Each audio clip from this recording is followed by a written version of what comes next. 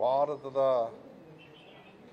ಜನಸಂಖ್ಯೆ ಮತ್ತು ಭಾರತದ ವಾಸ ಮಾಡ್ತಕ್ಕಂಥ ಜನರ ಬಗ್ಗೆ ಚಿಂತನೆಯನ್ನು ಮಾಡ್ತಕ್ಕಂಥ ಸಂದರ್ಭದಲ್ಲಿ ಕಾಂಗ್ರೆಸ್ ಪಕ್ಷ ಯಾವತ್ತೂ ಕೂಡ ಸಮಸಮಾಜ ಮತ್ತು ಸಾಮಾಜಿಕ ನ್ಯಾಯದ ಪರವಾಗಿ ಮೊದಲಿನಿಂದಲೂ ಕೂಡ ಕಾರ್ಯಗಳನ್ನು ರೂಪಿಸ್ಕೊಂಡು ಬಂದಿದೆ.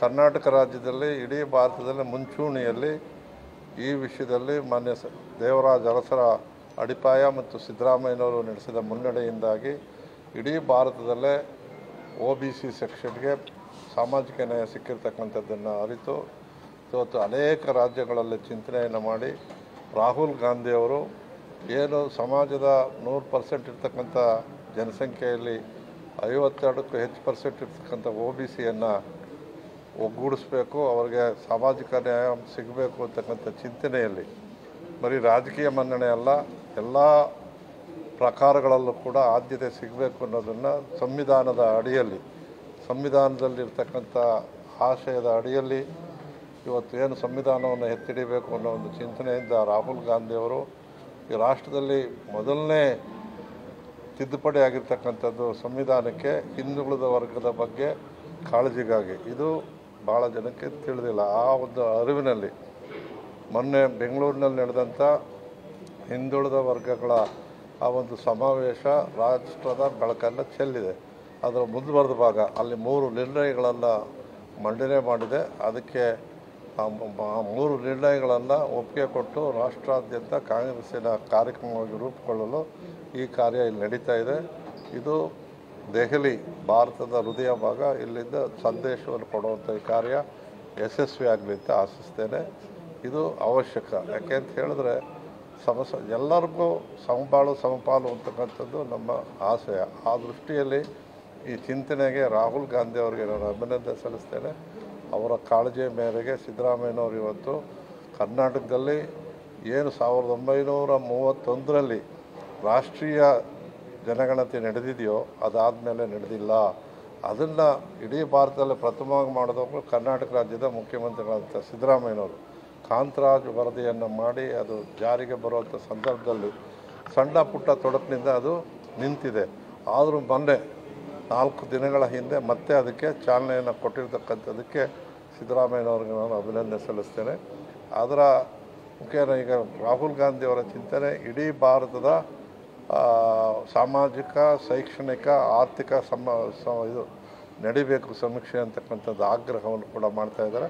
ಅದಕ್ಕೆ ಪೂರಕವಾಗಿ ಈ ಸಭೆ ಅದಕ್ಕೆ ಬೆಂಬಲವನ್ನು ವ್ಯಕ್ತಪಡಿಸಿದೆ. ಸರ್, ಈಗ ಜನಗಣತಿ ವಿಚಾರದಲ್ಲಿ ಸಾಕಷ್ಟು ಆಕ್ಷೇಪಗಳಿರುವಂಥದ್ದು. ಹಿಂದಿನ ಜನಗಣತಿಯ ವರದಿಗೆ ಈಗ ನಡೆಸ್ತಾ ಇರುವಂತಹ ಜನಗಣತಿಯನ್ನು ಮ್ಯಾಚ್ ಮಾಡಲಾಗ್ತಿದೆ, ಕೇವಲ ಇದು ನೆಪ ಮಾತ್ರಕ್ಕೆ ಅನ್ನುವಂಥದ್ದು. ಇದು ವಿರೋಧ ಪಕ್ಷದವರ ಅಪಹಾಸ್ಯ. ಅವರು ಯಾವತ್ತೂ ಕೂಡ ಸಂವಿಧಾನಕ್ಕೂ ಬದ್ಧತೆ ಇಲ್ಲ, ಸೆನ್ಸಸ್ ಬಗ್ಗೆನೂ ಕೂಡ ಸಾಮಾಜಿಕ ಚಿಂತನೆ ಕೂಡ ಅವರಲ್ಲಿಲ್ಲ. ಬರೀ BJP ಅವ್ರಿಗೆ ಏನಪ್ಪ ಅಂದರೆ ಭಾವನೆಗಳು, ಸಮಾಜವನ್ನು ಎತ್ಕಟ್ಟೋದ್ರಲ್ಲಿ ಅವ್ರ ಕೆಲಸ ಬಿಟ್ಟರೆ ಬದುಕಿನ ಬಗ್ಗೆ ಅವ್ರ ಚಿಂತೆ ಇಲ್ಲ. ಈ ಹಿಂದೆ ಇಂದಿರಾ ಸಾರಿ ವರ್ಸಸ್ ಗೌರ್ಮೆಂಟ್ ಆಫ್ ಇಂಡಿಯಾ ಕೇಸ್ನಲ್ಲೂ ಕೂಡ ಒಂದು ತೀರ್ಮಾನ ಆಗಿದೆ. ನಾವು ಹಿಂದುಳಿದ ವರ್ಗದವರಿಗೆ ಏನಾದರೂ ಸವಲತ್ತು ಕೊಡಬೇಕಾದ್ರೆ ಮಾನದಂಡ ಯಾವುದು ಅನ್ನೋದನ್ನು ಕೇಳಿರೋದ್ರಿಂದ ಆ ಮಾನದಂಡಕ್ಕೆ ಈ ಸಮೀಕ್ಷೆ ಮೂಲ ಆಗುತ್ತೆ.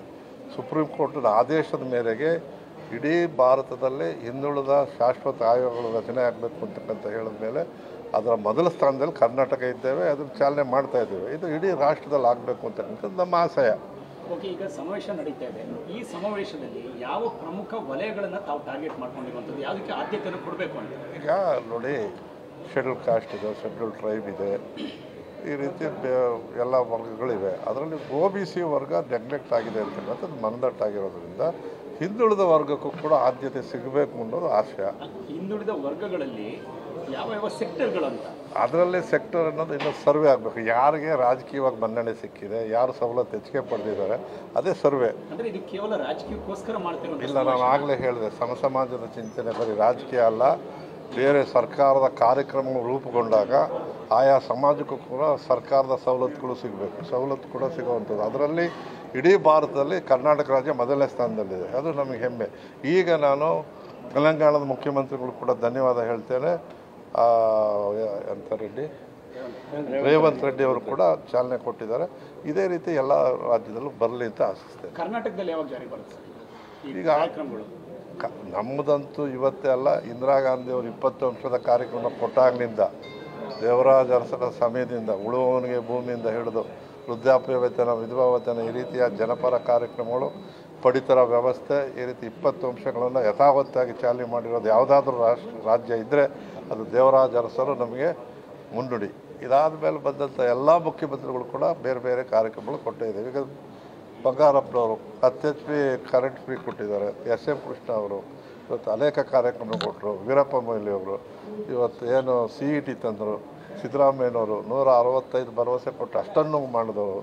ಆ ರೀತಿ ಕಾಂಗ್ರೆಸ್ ಸರ್ಕಾರ ಇಡೀ ಭಾರತದಲ್ಲಿ ಸಿದ್ದರಾಮಯ್ಯನವರು ಮುಂಚೂಣಿಯಲ್ಲಿ, ಅದಕ್ಕಾಗಿಯೇ ಅವರ ನೇತೃತ್ವದಲ್ಲೇ ಇವತ್ತು ಈ ರಾಷ್ಟ್ರೀಯ OBC ಕಾರ್ಯಕ್ರಮ ನಡೀಬೇಕು ಅಂತ ಚಿಂತನೆ ಬಂದಿದೆ. ಅದಕ್ಕೆ ಧನ್ಯವಾದ. OBC ಕಾರ್ಯಕ್ರಮದಲ್ಲಿ ದೊಡ್ಡ ಸಮ್ಮೇಳನ ಮಾಡ್ತಿದ್ದಾರೆ ಮೊದಲನೇ ಬಾರಿಗೆ ದಿಲ್ಲಿಯಲ್ಲಿ. ಕೇವಲ ರಾಜಕೀಯವನ್ನು ಹೊರತುಪಡಿಸಿ ಶಿಕ್ಷಣ, ಆರೋಗ್ಯ, ನಿರುದ್ಯೋಗ ಈ ವಲಯಗಳಿಗೆ ಏನಾದರೂ ಉತ್ತೇಜನ ಕೊಡುವಂಥ ಕಾರ್ಯಕ್ರಮಗಳನ್ನು ರೂಪಿಸಿದ್ದೀರಾ? ಖಂಡಿತ.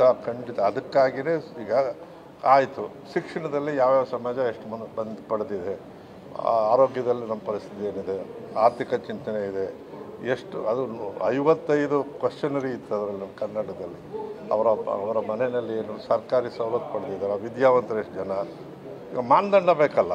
ಆ ಮಾನದಂಡವೇ ಈ ವಿಷಯದ ಇವತ್ತಿನ ಚರ್ಚೆಯಲ್ಲಿ ಆಗ್ತಕ್ಕಂಥ ತೀರ್ಮಾನಗಳು. ಕೇವಲ ಕಾಂಗ್ರೆಸ್ನಿಂದ ಹಿಂದುಳಿದ ವರ್ಗಗಳ ಸಮಾವೇಶಗಳು ಮಾತ್ರ ಆಗುತ್ತೋ ಅಥವಾ ಬೇರೆ ವಲಯಗಳಿಗೆ, ಬೇರೆ ಸಮುದಾಯಕ್ಕೆ ಸಂಬಂಧಪಟ್ಟಂತಹ ಈ ರೀತಿಯ ಸಮ್ಮೇಳನಗಳಾಗಿ ಅವ್ರಿಗೂ ಕೂಡ ಉತ್ತೇಜನ ಕೊಡುವಂಥದ್ದು ಆಗುತ್ತಂತ? ಈ ವಿಷಯದಲ್ಲಿ ಕಾಂಗ್ರೆಸ್ ಪಕ್ಷ ಯಾವತ್ತೂ ಕೂಡ ಒಂದು ಸಮಾಜಕ್ಕೆ ಸೀಮಿತ ಅಲ್ಲ, ಎಲ್ಲ ವರ್ಗಕ್ಕೂ ಅವಕಾಶ ಕೊಡ್ತಕ್ಕಂಥದ್ದು ಕಾಂಗ್ರೆಸ್ಸಿನ ತತ್ವ. ಆ ದೃಷ್ಟಿಯಲ್ಲಿ ಅವ್ರವ್ರಿಗೆ ಏನೇನು ತಲುಪಬೇಕೋ ಅದನ್ನು ತಲುಪಿಸೋದಕ್ಕೆ ನಾವು ಪ್ರಯತ್ನ ಮಾಡೇ ಮಾಡ್ತೀವಿ. ಆ ರೀತಿ ಹೇಳೋದಲ್ಲ, ಒಗ್ಗಟ್ಟಾಗಿ ಒಂದು ಸಮ್ಮೇಳನ ಮಾಡೋದನ್ನು ಬರೀ ಅದಕ್ಕೆ ಯಾಕೆ ಸೀಮಿತಗೊಳಿಸ್ಬೇಕು? ಧ್ವನಿ ಇಲ್ಲದವರು ಧ್ವನಿ ತೆಗೆದಾಗ ಸಮಾಜ ಶೋಷಿತ ವರ್ಗದವರು ಒಂದೇನೋ ಕಾರ್ಯಕ್ರಮ ಮಾಡಿದ್ರೆ ಹೊಟ್ಟೆ ಉರಿ ಪಡೆಯೋರು ಮಾತಾಡ್ತಾರೆ. ಯಾಕೆ ಸಂಘಟನೆಯಿಂದ ಏನಾದರೂ? ಈಗ ಅಂಬೇಡ್ಕರ್ ಏನು ಹೇಳಿದ್ದಾರೆ? ಅಂಬೇಡ್ಕರ್ ಅವ್ರ ತತ್ವ ಏನು? ಶಿಕ್ಷಣ, ಸಂಘಟನೆ, ಹೋರಾಟ. ಆ ದೃಷ್ಟಿಯಲ್ಲಿ ಶಿಕ್ಷಣಕ್ಕೆ ಆದ್ಯತೆ ಕೊಡ್ತೇವೆ. ಎರಡನೇ ಸಂಘಟನೆ ಮಾಡ್ತಾ ಇದ್ದೀವಿ, ಸಿಗದ ಇದ್ದಾಗ ಹೋರಾಟ ಮಾಡ್ತೇವೆ. ಯಾಕೆ ಆಗಬಾರ್ದು? ಇದು ಕರ್ನಾಟಕ ಮುಂಚೂಣಿಯಲ್ಲಿದ್ದೀವಿ ನಾವು. ಇವರ ಹತ್ರ ಅಲ್ಲ, ಇನ್ನೂ ತಿಳ್ಕೊಳ್ಳೋದು ಎಷ್ಟೇ ಇದ್ದರೂ ಕೂಡ ಸಿದ್ದರಾಮಯ್ಯನವರು ಇವತ್ತು ಅವರು ಆಡು ಮುಟ್ಟಿದ ಸೊಪ್ಪಿಲ್ಲ. ಸಿದ್ದರಾಮಯ್ಯನವರು ಮಾಡಿದ ಕಾರ್ಯಕ್ರಮ ಇಲ್ಲ.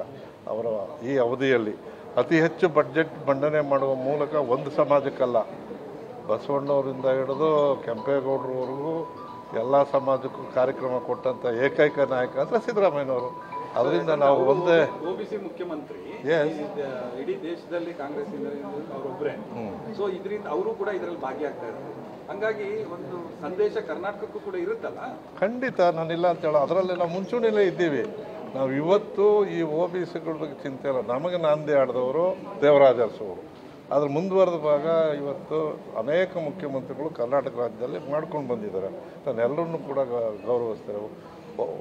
ಕರ್ನಾಟಕದಲ್ಲಿ ಸರ್ಕಾರದ ಒಂದು ಕಾರ್ಯಕ್ರಮ ಇಲ್ಲ ಅಂತಕ್ಕಂಥ ಒಂದು ಮನೆಯೂ ಇಲ್ಲ.